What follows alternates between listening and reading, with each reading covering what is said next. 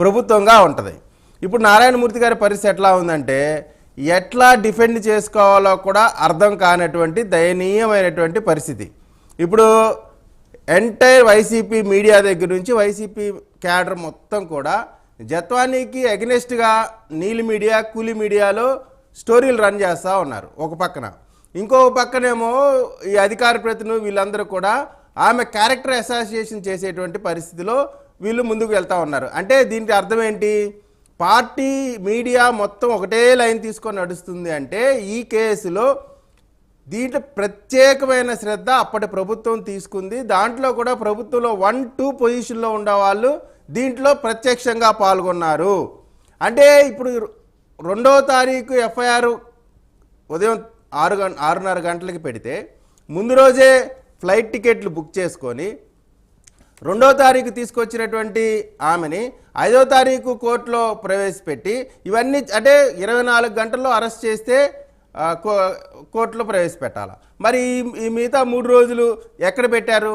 ఇప్పుడు అలానే అరెస్ట్ చేశారు. ఇక్కడ న్యాయపరంగా కూడా జడ్జి గారు కేసు తీసుకునేటప్పుడే రిమాండ్ చెప్పేటప్పుడే ఆ మేజిస్ట్రేట్ యొక్క బాధ్యత ఆ కేసును పూర్తిగా చదివి దాంట్లో ప్రైమ్ ఆఫీసీ ఉంటేనే వాళ్ళని రిమాండ్కి వాళ్ళ దురదృష్టవశాత్తు ఎక్కువ మంది మేజిస్ట్రేట్ స్థాయి జూనియర్ జడ్జిలు కానీ వీటి లోపలికి పోకుండా పోలీసులు ఇచ్చిన దాని మీద రిమాండ్ చెప్పేస్తూ ఉన్నారు. ఇది అత్యంత దారుణం. దానివల్ల చాలా ఇబ్బంది పడుతూ ఉన్నారు. ఈ పొలిటికల్ వెండేటా ఉండేటువంటి కేసుల్లో లేదు పొలిటికల్ ఇంట్రెస్ట్లు పెద్ద పెద్ద బాసులు అసలు ఈ కేసుకు సంబంధించి ఆమె ఉండే అడ్రస్ 2018లో ఉండే అడ్రస్ తర్వాత ఉండే అడ్రస్ ఇవన్నీ కూడా వేరువేరుగా ఉండి స్పష్టంగా ఇది ఫ్యాబ్రికేటెడ్ కేసు క్లియర్గా అర్థమైపోతూ ఉంది. అయినప్పటికి కూడా ఈ కేసులో ఆమెని ఈ వైసీపీకి సంబంధించిన అధికార ప్రతినిధులు అదేవిధంగా ఆ పార్టీ నాయకులు ఎంత దారుణంగా మాట్లాడుతామంటే కనీసం మహిళ అనేటువంటి సానుభూతి కూడా లేదు. ఎట్లా విజయ్ గారు వాళ్ళు ఆరోపణ చేస్తున్నారంటే ఆవిడ బ్లాక్ మెయిలరు, ఆల్రెడీ చాలా మంది బడా వ్యాపారవేత్తలని వలలో వేసుకొని వాళ్ళని బ్లాక్ మెయిల్ చేసింది అని చెప్పేసి చెప్తా ఉన్నారు. సరే బ్లాక్ మెయిల్ చేస్తే దానికి సంబంధించిన ఆధారాలని మొత్తం బయట పెట్టాలి. ఆవిడ మీద ఎవరో కేసు పెట్టుంటారు కదా, అవన్నీ ఆధారాలు బయట పెట్టుండాలా. ఒకవేళ పెట్టుండారే అనుకోండి, పెట్టినప్పటికి కూడా భారతదేశం పైన దాడి చేసినటువంటి కసబ్ని కూడా ఒక ప్రొసీజర్ ప్రకారం రాజ్యాంగం ప్రకారం సిఆర్పిసి ప్రకారం ఆయన ఒక ప్రొసీజర్ ఫాలో అయ్యారు తప్ప ఈయన దేశం మీద దాడి చేశాడు కాబట్టి నేను కాల్చిపడేస్తానని చెప్పి రోడ్డు మీద కాల్చేయలేదు కదా. కసబ్కే అంత మనం గౌరవం ఇచ్చినప్పుడు, అంత రాజ్యాంగాల్ని చట్టాలని గౌరవం ఇచ్చినప్పుడు ఒక మహిళకి మనం ఖచ్చితంగా ప్రొసీజర్ ఫాలో అవ్వాలి కదా. ఎఫ్ఐఆర్ బుక్ అవ్వకముందే ఫ్లైట్ టికెట్లు ఎట్లా బుక్ చేస్తారు? నిజంగా ఇటువంటి కేసులో ఒక ఐపీఎస్ డీసీపీ స్థాయి వ్యక్తి ఈ కేసులో మహారాష్ట్ర బాంబే వరకు వెళ్ళి కూడా వాళ్ళని అరెస్ట్ చేసి తీసుకొచ్చారు అంటే దీంట్లో ఎంత ఇంట్రెస్ట్ ఉంది? అన్ని కేసులు ఇలానే పోతారా? జనరల్గా ఇన్వెస్టిగేషన్ ఆఫీసరు ఈ ఎఫ్ఐఆర్ బుక్ చేసినాక వెళ్తారు. ఎఫ్ఐఆర్ బుక్ చేసినాక కనీసం ఎఫ్ఐఆర్ బుక్ చేయకుండా ఫ్లైట్ టికెట్లు బుక్ చేస్తారు అంటే ఇది ముందుగానే మొత్తం ప్రీ ప్లాన్డ్. ఆమెతో ఎవరికి ఆల్రెడీ పాత పరిచయం ఉంది, పలానా కుక్కల విద్యాసాగర్కి పరిచయం ఉంది కాబట్టి ఆమె పోటీ చేశాడు. ఇప్పుడు ఏమంటాడు ఆయన? అసలు నాకు వైసీపీతో సంబంధం లేదు అంటే ఎమ్మెల్యేగా పోటీ చేసిన అతనికి వైసీపీతో సంబంధం లేదు. వైఎస్ఆర్సీపీ నాయకులే గతంలో చాలా సార్లు ఉన్నారు. పోటీ చేశారు, ఆయన వైసీపీతో సంబంధం ఉన్నాడు. ఇప్పుడు ఎవరు అన్ని కాదు, ఇప్పుడు నువ్వే జడ్జిమెంట్ రిమాండ్ ఎవరికి ఇవ్వాలి ఇవ్వకూడదు. నారాయణమూర్తి గారు మీరు 20 నిమిషాలు మాట్లాడారు. మీరు చెప్పినటువంటి తప్పుడు మాటలు మీరు మా ప్రభుత్వాన్ని దున్నపోతుతో పోల్చినా కానీ మీరు దున్నపోతులు అయినప్పటికి కూడా నేను సైలెంట్ గా విన్నా. మీరు దున్నపోతులు అయినప్పటికి కూడా మీరు మమ్మల్ని తక్కువగా మాట్లాడిన సైలెంట్ గా ఉన్నా. వింటో నేర్చుకోండి ముందు. మీకు మహిళలంటే గౌరవం లేదు, చట్టాలంటే గౌరవం లేదు, ఊరికే ఏదో మాట్లాడేస్తా ఉంటారు చిల్లర మాటలు.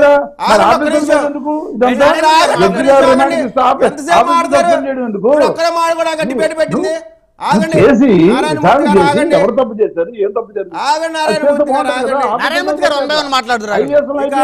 నారాయణమూర్తి గారు ఎంతసేపు మీరే ఏం కలెక్టర్ మాట్లాడారు మీరు? అపాయింట్ చేసేసుకోండి. మా ప్రభుత్వాన్ని దున్నపోత పోలీసులా? దున్నపోతులా ఉన్నాను? ఏం మాట్లాడుతున్నాను? రైట్ ఆగండి విజయ్ గారు సరిపోతుంది కదా. ఏం మాట్లాడుతున్నారు? ఐఏఎస్ గా అపాయింట్మెంట్ చేసి జడ్జిలుగా కూడా విజయ్ అపాయింట్ చేసేసుకోండి మీరే. నారాయణమూర్తి గారు ఆగండి మీరే సార్. ఇచ్చేసేయండి. న్యాయ ఎవరు వ్యవస్థ చెప్పాలి, ఎవరు 20 చెప్పకూడదు. నిమిషాలు మీరు మాట్లాడితే సైలెంట్ గా వద్దు, వద్దు, విన్నాను. వద్దు. రేయ్, ఓపిక పట్టండి, ఓపిక పట్టండి. జడ్జిమెంట్ని కూడా ఓపిక పట్టండి, వన్ బై వన్ తప్పకుండా మాట్లాడాలి. నారాయణమూర్తి గారు Yes. ఓపిక పట్టండి, ఓపిక పట్టండి. ఇక్కడ ఏ ఇక్కడ- విధంగా ఇక్కడ మాట్లాడుతున్నారు మొన్న తెలుగుదేశం? జగన్మోహన్ రెడ్డి గారు నందిగం సురేష్ ని పరామర్శించడానికి వెళ్ళాడు. గుంటూరు గుంటూరు సబ్ జైలుకి వెళ్ళారు. సబ్ జైలుకి వెళ్ళినప్పుడు ఎంత దారుణంగా మాట్లాడారంటే వీళ్ళు ధర్నా చేయడానికి తెలుగుదేశం పార్టీ ఆఫీస్ దగ్గరికి వెళ్ళారంట. ధర్నా చేయడానికి వెళ్తే అటు సైడ్ నుంచి ఎటు టీడీపీ సైడ్ నుంచి వాళ్ళని దాడి చేశారంట. దాడి చేసే క్రమంలో అటు ఇటు జరుగుతాయి కాబట్టి దాడి జరిగింది. ఏదో రాళ్ళు పడ్డాయి. 4 రాళ్ళు పడ్డాయి, ఏదో చిన్న గొడవ జరిగింది. వీడియో అందరు చూశారు కదా, మీ దగ్గర ఉంటది కదా, అందరూ నారాయణమూర్తి గారి దగ్గరే ఎక్కువ ఉంటుంది మీ దగ్గర ఉంటది కదా. మీరు అవకాశం ఉంటే ఏంటి, ఎంత దారుణంగా కారుల్లో వచ్చారు, తలుపు పగలగొట్టారు, లోపలికి వెళ్ళారు, విధ్వంసం సృష్టించారు. అక్కడ ఉన్నటువంటి ఎవరు కనబడితే వాళ్ళని ఇష్టం వచ్చినట్టు కొట్టారు, తగలబెట్టారు. ఏ రాజకీయ పార్టీ కూడా చేయనటువంటి నీచమైన, దారుణమైన, అతి క్రూరమైన, సభ్య సమాజం తలదించుకునేటువంటి కార్యక్రమం ఒక రాజకీయ పార్టీ ఆఫీస్ పైన దాడి చేశారు. సహజంగా ఆ రాజకీయ పార్టీకి రాష్ట్ర పార్టీ ఆఫీస్ అంటే దేవాలయంతో సమానం. అటువంటి దేవాలయంలోకి దెయ్యాల్లాగా వచ్చి ఇష్టం వచ్చినట్టు రౌడీ మొక్కలు దాడులు చేశారు. ఇప్పుడు ఆమెకి సంబంధించి చాలా హక్కులు రాజ్యాంగం ఇచ్చింది. సెక్షన్ 160 ఆఫ్ సిఆర్పిసి ఏం చెప్తా ఉంది, ఆమెను అరెస్ట్ చేసినప్పటికి కూడా ఆమె ఇంట్లోనే విచారణ చేయాలా, పోలీస్ స్టేషన్లో కూడా విచారణ చేయడానికి లేదు. ఇటువంటి అనేకమైనటువంటి చట్టాలు మహిళలకి అందుబాటులో ఉంటే ఆ చట్టాలన్నింటినీ కూడా తొంగలో దొక్కి ఇష్టం వచ్చినట్టు ఆమెని అసలు ఒక ప్రైవేట్ గెస్ట్ హౌస్లో పెట్టాల్సినటువంటి అవసరం ఏమొచ్చింది? డీసీపీ స్థాయి వ్యక్తి చేసినటువంటి పనులేంటి? వీటన్నిటిని చూస్తూ ఉంటే దీంట్లో ఖచ్చితంగా ఆనాటి పెద్దల హస్తం, పెద్దలంటే 1-2 పొజిషన్, 1 అంటే జగన్మోహన్ రెడ్డి గారు, 2 అంటే సజ్జల రామకృష్ణారెడ్డి గారు. ఆ స్థాయిలో లేకపోతే ఇక్కడ స్పెషల్ ఇంట్రెస్ట్ ఏముంటది? ఇప్పుడు ఆ జిందాల్కి సంబంధించిన స్టీల్ ఫ్యాక్టరీ ఓపెన్ అవటం, ఓపెన్ అయిన తర్వాతే కదా ఇవన్నీ జరుగుతా ఉంది. దీనికి ఒకదానికి లింకప్ కరెక్ట్ గా పంపించేస్తారా పైకి? ఏమండి, ఇండస్ట్రీస్ పెట్టినవరా? ఇండస్ట్రీస్ అన్ని పంపించేస్తారా పైకి? ఇండస్ట్రీ పెట్టాడు కాబట్టి ఆయన ఏ నేరం చేసినా ఆ నేరాలన్నింటినీ పక్కదో పట్టించడం ప్రభుత్వ బాధ్యత. మీరు అందుకని ఇండస్ట్రీ పెట్టాడు కాబట్టి ఆయనకి రిటర్న్ గిఫ్టా? క్విడ్ ప్రో కదా, క్విడ్ ప్రో చేస్తా ఉన్నారు. ఇండస్ట్రీ పెట్టండి, మీ కేసులు తీసేయండి అని ఏమన్నా పాలసీ పెట్టారా? ఇండస్ట్రియల్ పాలసీ అనేది ఇది. ఏం మాట్లాడుతున్నారు? సురేష్ గారికి చాలా ఒక్క నిమిషం. ఇంకా సభ్యులు మాట్లాడాల్సిన నందిగం సురేష్ గారికి సంబంధించి జగన్మోహన్ రెడ్డి గారు పరామర్శించడానికి వెళ్ళారు. తిరుపతికి సంబంధించిన దళిత ఎంపీ చనిపోతే ఈ రోజు వరకు ఆయన ఇంటికి వెళ్ళి పరామర్శించలేదు. అంటే వీళ్ళ వ్యవహారం ఎట్లా? ఇప్పుడు అదే నందిగం సురేష్ గారి చరిత్ర ఏంటి ఒకసారి తీస్తే, అమరావతి రైతుల మీద కారుతో గుద్దిచ్చాడు ఒకటి, రెండోది కృత్రిమంగా ఒక ఉద్యమాన్ని సృష్టించి అక్కడ కొంతమందిని పెయిడ్ ఆర్టిస్టులు పెట్టుకొని ఈ రోజు వరకు కూడా వాళ్ళకి డబ్బులు లేదని వాళ్ళు రోజు ఇంటికి తిరుగుతూ ఉన్నారు.